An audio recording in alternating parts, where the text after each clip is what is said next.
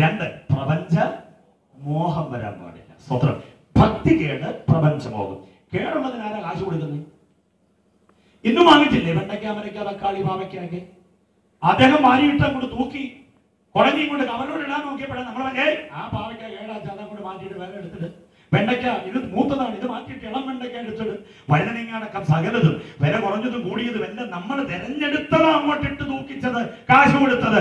പച്ചക്കറി വാങ്ങിക്കുന്നതിനകത്ത് ഇത്രയും സൂക്ഷ്മതയും ശ്രദ്ധയും തിരിയലും നമുക്കുണ്ടെങ്കിൽ അവൻ ജീവൻ കൊടുത്ത് നേടിയെടുത്ത ദൈവപൈതലേ, നിന്നിൽ കേടുവന്നാൽ അവൻ നിന്നെ ഒരിക്കലും സ്വീകരിക്കുകയില്ല. എടുത്തു മാറ്റിയിട്ട് കേടില്ലാത്തതിനെ കൊണ്ടേ അവൻ പോവുകയുള്ളൂ. വിശ്വാസജീവിതത്തിലുള്ള ഹിതപരിശോധന അനിവാര്യമാണ്. ഒരു പുനർവായന അനിവാര്യമാണ്. ഒരു പുനർവിചിന്തനം അനിവാര്യമാണ്. കേട് വന്നിട്ടുണ്ടോ ഭക്തിക്ക്? Price the Lord. ഇതുവരെയുള്ള ക്രിസ്ത്യ ജീവിതത്തിന്റെ ഓട്ടത്തിനിടയിൽ കേട് പറ്റിയിട്ടുണ്ടോ ക്രിസ്ത്യ ജീവിതത്തിൽ? കേടുള്ളവനെ ഒന്നും കർത്താവിന് വേണ്ട കേട്ടോ. ഭക്തിക്ക് കേട് വരരുതെന്ന്. Price the Lord. ഭക്തി ഒത്തിരി ഉണ്ട്. മതഭക്തിയുണ്ട്, ദേശഭക്തിയുണ്ട്, മൂഢഭക്തി, കപടഭക്തി, പിതൃഭക്തി, മാതൃഭക്തി, അങ്ങനെയൊക്കെ പറഞ്ഞ ഭക്തി പരമ്പരയെ കടക്കുക ഒത്തിരി.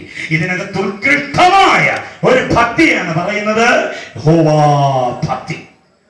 ഇതിന് കേട് വരാതിരിക്കണമെങ്കിൽ ഭക്തി എവിടെ വേണമെന്നറിയാമോ? യെരമ്യാ പ്രവചനം 32:40 വാക്യം. യെരമ്യാ 32:40 മറക്കരുത്. അവിടെ പറയുന്നത്, അവർ എന്നെ വിട്ടുമാറാതിരിക്കാൻ എങ്ങനെയുള്ള ഭക്തി എവിടാക്കും? ഞാൻ അവരുടെ ഹൃദയങ്ങളിലാക്കും. അപ്പൊ ഭക്തി എവിടെ വേണം? ഹൃദയങ്ങളിൽ വേണം. വേഷത്തിൽ ഭക്തി കാണിച്ചിട്ട് കാര്യമൊന്നുമില്ല. മറ്റു തരമായ ഇടപാടുകൾ ബാഹ്യപ്രകടന പ്രകസനമായി ഭക്തി കാണിച്ചിട്ട് കാര്യമില്ല. ഭക്തി ഹൃദയങ്ങളിൽ വേണം. എങ്കിലേ ആ ഭക്തിക്ക് കേടുണ്ടാകാതിരിക്കുകയുള്ളൂ. ഞാൻ മുമ്പോട്ട് പോകട്ടെ. ഭക്തി കേട് പിന്നെന്തോ ഉപേക്ഷിക്കണമെന്നാ? പ്രപഞ്ചമോഹം എന്ന് പറഞ്ഞാൽ ലോകമോഹം. അതാണ് ലോകം എന്ന പ്രയോഗം, പ്രപഞ്ചം എന്ന ആ പ്രയോഗം, അതിന്റെ മോഹം ഉണ്ട്. പ്രിയരെ, രണ്ട് പദങ്ങൾ ഞാൻ നിങ്ങളെ ഓർമ്മപ്പെടുത്തുക. രണ്ട് പദങ്ങൾ. ഒന്ന് ആശ, രണ്ട് മോഹം. ഓക്കെ, ആശ ആത്മീയന്റേതാണ്, മോഹം ജഡീകന്റേതാണ്. ആശ ദൈവികമാണ്, എന്നാൽ മോഹം സാധാന്യമാണെന്ന് തിരിച്ചറിയണം. ഓക്കെ, ആശ അനുഗ്രഹമാണ്, മോഹം ശാപമാണ് എന്നറിയുക. അപ്പൊ നമ്മൾ പടിക്ക് പുറത്താക്കണം മോഹത്തെ. ആശയെ പടി കയറ്റാൻ നമുക്ക് കഴിയണം. ഏദൻ തോട്ടത്തിൽ ഹവ്വ വീണുപോയത് മോഹത്താലാണ്. ആഖോർ താഴ്വരയിൽ ആഘാന്തമീതെ കൽക്കുന്ന് കൂട്ടപ്പെട്ടത് മോഹത്താൽ വീണുപോയത് കൊണ്ടാണ്. യേശുവിനോടുകൂടെ ഉണ്ടുകൂടി ചുറങ്ങിക്കഴിഞ്ഞ യൂദ വീണ് തകർന്ന് തരിപ്പണമായി. പണത്തോടുള്ള മോഹം നിമിത്തമാണെന്നറിയണം. പൗലോസിന്റെ സഹപ്രവർത്തകനായ ദേമാസ് ലോകത്തിലേക്ക് ഇറങ്ങിപ്പോയതും മോഹത്താൽ പിടിക്കപ്പെട്ടത് കൊണ്ടാണ്. മനസ്സിലാകുന്നുണ്ടോ പറയുന്നേ? അപ്പൊ മോഹത്തെ എന്തോ ചെയ്യണം? പടിക്ക് പുറത്താക്കണം. നമ്മുടെ ഇന്ദ്രിയ വ്യവസ്ഥിതികൾ ജനശരീരത്തിൽ വ്യാപരിച്ചു നിൽക്കുന്ന ഒരു തിന്മയുടെ വികാരമാണ് മോഹം. ഇതിനെ പുറത്താക്കിയിട്ട് ആശയകത്താക്കണം.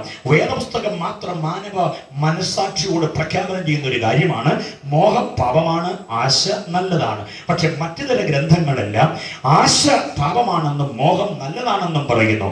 മോഹം ഗർഭം ധരിച്ച് പാപത്തെയും പാപം കൊടുത്തിട്ട് മരണത്തെയും പെറുന്നു എന്നാണ് ബൈബിൾ പ്രഖ്യാപനം. അപ്പൊ മരണത്തിന് കാരണമായ പാപത്തെ പ്രസവിക്കുന്ന ഒരു ഹേതുകമാണ് മോഹം എന്നറിയുക. അതുകൊണ്ട് മോഹത്തിന്റെ വരുതിയിലേക്ക് വരാതെ മോഹത്തെ പടിക്ക് പുറത്താക്കി ആശയിൽ നമുക്ക് നിൽക്കാൻ കഴിയണം. ആശ നല്ല ആഗ്രഹമാണ്, ദൈവദത്തമായ അഭിലാഷമാണ് ആശ എന്ന് അറിയുക. അതുകൊണ്ടാണ് വിശ്വാസത്തിന് നിർവചനം കൊടുക്കുമ്പോൾ മോഹിക്കുന്നതിന്റെ ഉറപ്പല്ല, പിന്നെ ആശിക്കുന്നതിന്റെ ഉറപ്പെന്നാണ് പറഞ്ഞിരിക്കുന്നത്. ഇവിടെ പ്രപഞ്ച മോഹത്തെ മാറ്റിക്കളയണം. പ്രപഞ്ചമോഹം എന്ന് പറഞ്ഞാൽ ലോകസ്നേഹം, ലോകമയിത്വം ഇതില്ലാതിരിക്കണം. എങ്കിലേ അവനോടൊപ്പം സമാഗമിക്കാൻ കഴിയുകയുള്ളൂ. ലോകമയിത്വത്തിന്റെ ലക്ഷണം എന്താ? ആർഭാടം, ആഡംബരം, ലൗകികത, ആഭിചാരം, വ്യഭിചാരം, മത്സരം, ഇതെല്ലാം ലോകത്തിന്റെ വ്യവസ്ഥയാണ്. കിട്ടുന്ന കീശയിലേക്ക് വീഴുന്ന കാശ് മുഴുവനും ആർഭാടത്തിനും ആഡംബരത്തിനും വേണ്ടിയാണോ നീ ചെലവഴിക്കുന്നത്? നീ ലോകമോഹത്തിലാണ് എന്ന് തിരിച്ചറിയണം. മനസ്സിലായോ? ആർഭാടവും ആഡംബരത്തിനും വ്യഭിചാരത്തിനും ആഭിചാരത്തിനും ഒക്കെ വേണ്ടിയാ ജീവിതത്തെ അങ്ങനെ മുൻപോട്ട് നയിക്കുന്നതെങ്കിൽ പ്രപഞ്ചമോഹത്തിന്റെ ആകപ്പാടെ ഊരാക്കുടുക്കിലായിരിക്കുന്നു. നീ അവനോടൊപ്പം സമാഗമിക്കുകയില്ല. മനസ്സിലായവർ എത്ര പേരുണ്ട് ഇന്ന് രാത്രിയിൽ? എന്നാൽ ഈ വസ്തുതകളെല്ലാം തിരിച്ചറിഞ്ഞുകൊണ്ട് ഒരു ശേഷിപ്പ് അവന്റെ വരവിന് വേണ്ടി കാത്തിരിപ്പുണ്ട്. അവർക്ക് മാത്രമേ സമാഗമിക്കാൻ കഴിയുള്ളൂ. ഹല്ലേലൂയ. ഒറ്റ വാക്യം കൂടെ പറഞ്ഞ് ഞാൻ നിർത്താം. 3 കാര്യം പറയാമെന്ന് ആദ്യമേ പറഞ്ഞു പോയത് കൊണ്ട്. 1, ദേഹം ദേഹി ആത്മാവിനെ അനന്യമായി കാക്കുന്നവർക്ക് സമാഗമിക്കാൻ കഴിയും. 2, ഈ ഭക്തികേടും പ്രപഞ്ചമോഹവും വർജിച്ച് അവന്റെ തേജസ്സുള്ള പ്രത്യക്ഷത കാത്തു നിൽക്കുന്നവർക്ക് സമാഗമിക്കാൻ കഴിയും. 3-ാമത്തെ വാക്യം 1 യോഹന്നാന്റെ ലേഖനം 2-ാം അധ്യായം 28-ാം വാക്യമാണ്. പ്രത്യക്ഷത എന്ന പദത്തോടെ നമുക്ക് കാണാൻ കഴിയും. 1 യോഹന്നാൻ 2-ാം അധ്യായം 28-ാമത് വാക്യം. അവിടെ എന്താ പറഞ്ഞിരിക്കുന്നത്? ഈ കുഞ്ഞുങ്ങളെ അവന്റെ പ്രത്യക്ഷതയിൽ നാം ലജ്ജിച്ചു പോകാതിരിക്കേണ്ടതിന്, അവന്റെ പ്രത്യക്ഷതയിൽ നമുക്ക് ധൈര്യം ഉണ്ടാകേണ്ടതിന് എന്തോ ചെയ്യണം? അവനിൽ വസിപ്പീൻ. കണ്ടോ, യേശുവിൽ വസിക്കുന്നവർക്ക് മാത്രമേ അവന്റെ പ്രത്യക്ഷതയിൽ സമാഗമിക്കാൻ കഴിയത്തുള്ളൂ. സ്വതന്ത്രം. അവിടെ ഒരു ചെറിയ ചിന്ത ഞാൻ പറയാം. യേശുവിൽ വസിക്കുകയാണ്. യേശുവിന്റെ കൂടെ വസിക്കുകയല്ല കേട്ടോ. Not with Christ but in Christ. അതാണ് യോഹന്നാന്റെ ദൈവശാസ്ത്രത്തിന്റെ ആഴം. വിട്ടുപിരിഞ്ഞ ക്രിസ്തുവിന്റെ കൂടെ ഇരിപ്പാൻ എനിക്ക് ആഗ്രഹമുണ്ടെന്ന് പൗലോസ് പറയുന്നുണ്ട് ഫിലിപ്പിയർ 1:23. പക്ഷേ 2-ാം അധ്യായം കഴിഞ്ഞ് 3-ാം അധ്യായത്തിന്റെ 10-ാം വാക്യത്തിൽ താൻ പറയുന്നത് കൂടെ ഇരിക്കാനല്ല, അവനിൽ ഇരിക്കണം. എനിക്ക് അവനിൽ ഇരിക്കണം. അതേ പ്രയോഗം തന്നെയാണ് യോഹന്നാൻ പറയുന്നത് ക്രിസ്തുവിൽ ഇൻ ക്രൈസ്റ്റ് എന്നതാണ്. ഈ ഗ്രൗണ്ടിലേക്ക് നിങ്ങളൊരു ജീവനുള്ള മത്സ്യത്തെ പിടിച്ചിട്ടാൽ എന്തോ സംഭവിക്കും? ജീവനുള്ള മത്സ്യത്തെ ഗ്രൗണ്ടിലേക്ക് പിടിച്ചിട്ടാൽ എന്തോ സംഭവിക്കും? ഒന്നും സംഭവിക്കുന്നില്ലേ? അത് കിടന്ന് പിടയ്ക്കണമെന്നേ. അത് കിടന്ന് തുള്ളിച്ചാടും.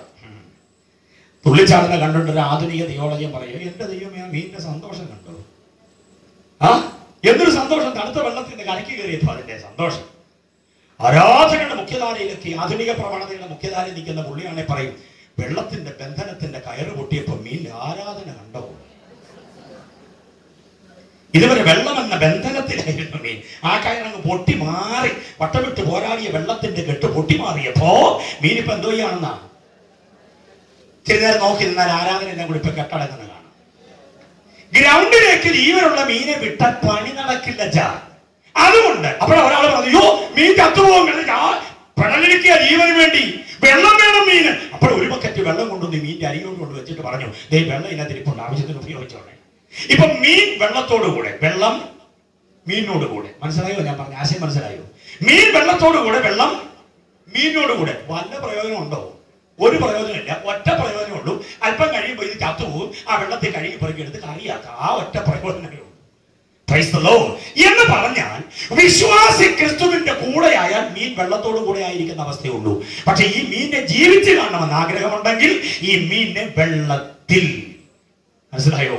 മീൻ വെള്ളത്തിൽ ആകണം. മനസ്സിലായോ? എന്ന് പറഞ്ഞ പോലെ വിശ്വാസി ഈ പാർത്തലത്തിൽ ആത്മീയ ജീവനുള്ളവനായി നിൽക്കണമെങ്കിൽ ക്രിസ്തുവിന്റെ കൂടെയല്ല, ക്രിസ്തുവിൽ ആകണം. മനസ്സിലായവരെ ഓർത്ത് ഞാൻ ദൈവത്തെ സ്തുതിക്കുകയാണ്. ഗെത്സമനെ തോട്ടത്തിൽ യേശുവിന്റെ കൂടെ കുറെ ആളുകൾ ഉണ്ടായിരുന്നു. തീവട്ടിപ്പന്തങ്ങളും വാളും പരിചയമൊക്കെ കണ്ടപ്പം ഈ കൂടെ നിന്ന പുള്ളികളെല്ലാം പടപട ഓടി. അങ്ങോട്ട് കയറിയത് ഒറ്റ വഴിയിലൂടെ, ഇറങ്ങി വന്ന 12 വഴിയിലൂടെ. മനസ്സിലായോ? പത്രോസ് ഓടിക്കഴിഞ്ഞാൽ പിന്നെ യോഹന്നാൻ നിൽക്കും, 2 പേരും ഓടിക്കഴിഞ്ഞാൽ പിന്നെ യാക്കോബിനെ നോക്കണം.